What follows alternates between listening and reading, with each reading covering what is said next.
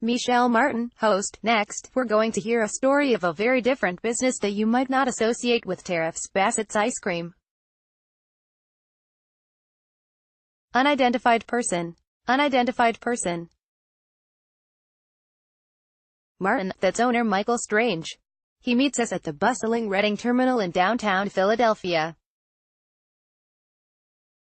It's in a huge indoor market featuring row after row of vendors selling everything from freshly butchered meats to handmade donuts to handmade soaps and everything in between. The market opened in 1893, and Bassett's has been selling ice cream here ever since. Just don't make the mistake of calling it premium ice cream. Strange, the term we use is super premium. I didn't come up with that myself. But it's primarily based on the butter fat or milk fat that's in the product. Ours is a 16.5% milk fat, which lends our ice cream that rich, creamy, silky mouthfeel. Martin, before we got a chance to taste that super premium ice cream, we asked Strange to talk tariffs. They've been very much on his mind.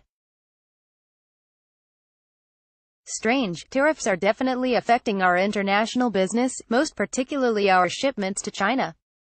The tariff increases that have been going on back and forth between the U.S. and China were applied to ice cream imports from the U.S. into China. We started shipping our ice cream to China in 2008, and at that time, there was a 19% tariff on our product, which is significant. But we were able to capture that tariff in our pricing and still grow our business there.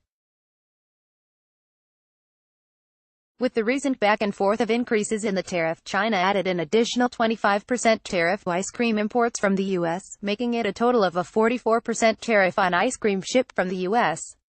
to China. That is such a large and measurable number that I regret to tell you we have not shipped to China since the imposition of that additional tariff. We do have an order in hand from our China customer. He's a little more sanguine about the tariff increase than I am. He seems convinced that, sooner rather than later, both sides will roll back the tariffs after we come to some sort of an agreement. I am a little more pessimistic about whether or not these tariffs are going to be rolled back anytime in the near future. And, as a result of that, we are operating our business on the assumption that while we have one order in hand that we expect to ship, I am operating on the assumption that that is going to be our last shipment to China until such time as those tariffs get rolled back. I hope I am wrong, and I could well be wrong. But, as of right now, we're running our business assuming China is no longer going to be a viable market for us. Martin, now, some people we met in Pennsylvania like the folks at American Keg told us they are optimistic the tariffs will help bring business back to the U.S. and revitalize their companies. So we asked Michael Strange why he doesn't see it that way. Strange, well, the thought as to whether or not implementing tariffs on China will ultimately cause them to reduce tariffs on U.S. products imported to China, that's above my pay grade. I don't know if that plan is going to work or not. But I do know that, in the short term, it is measurably affecting our total business. It would mean that we would have to lay people off if the other components of our business weren't growing as rapidly as they are. So we don't expect to lay anyone off. But, by the same token, we will certainly delay hiring anybody.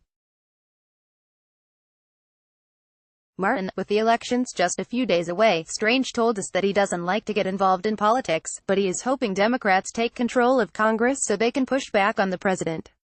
Strange, he'll be very candid.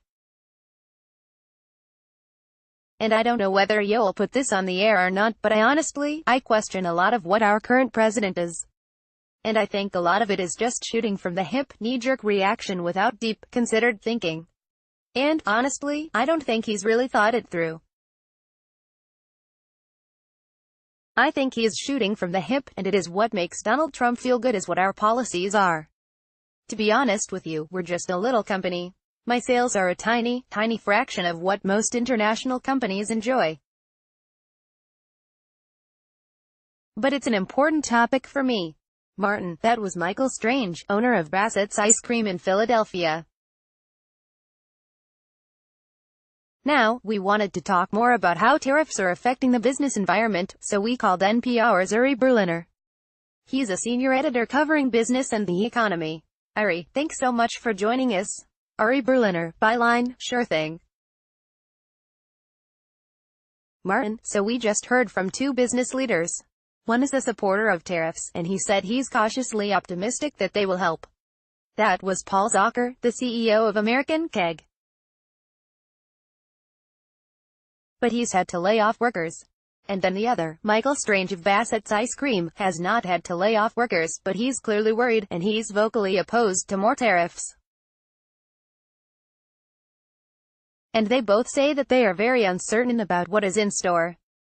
So the first thing we wanted to ask is this uncertainty something that you are hearing, across the country, apart from these two guys that we talked to?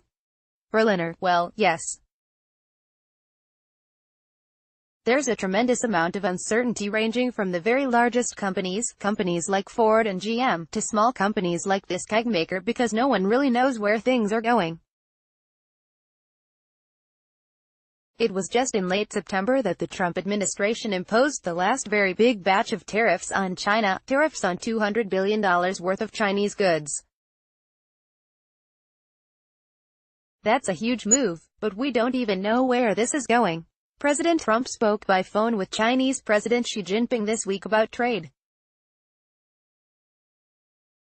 He said they had a very good conversation. They're supposed to meet later this month in Argentina at a summit, the G20 summit. Maybe there'll be some progress there.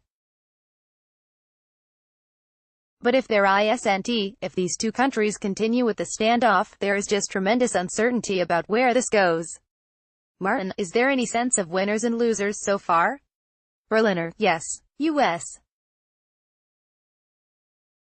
Steelmakers, companies that make steel, say they are benefiting from the tariffs. Companies like U.S. Steel and Nucor. There are a lot of companies that are paying a price from the tariffs already. And what we're seeing mostly because they were imposed earlier are the tariffs on steel and aluminum. So a lot of companies that use steel for their production, everything from this maker of kegs to makers of heavy equipment like Caterpillar, they have to pay more for the steel they bring in or the steel that they buy. And that's having an effect on their bottom line. Now, for the most part, consumers have been pretty protected from the tariffs. But this last round of tariffs on $200 billion worth of Chinese goods, that's going to impact all kinds of consumer goods. Martin, so is there any sense, given everything you just told us, is there any sense of what we should be looking at as this story continues to develop? Berliner, to some extent, the playing field has been cleared. The US and Canada and Mexico renegotiated a trade agreement.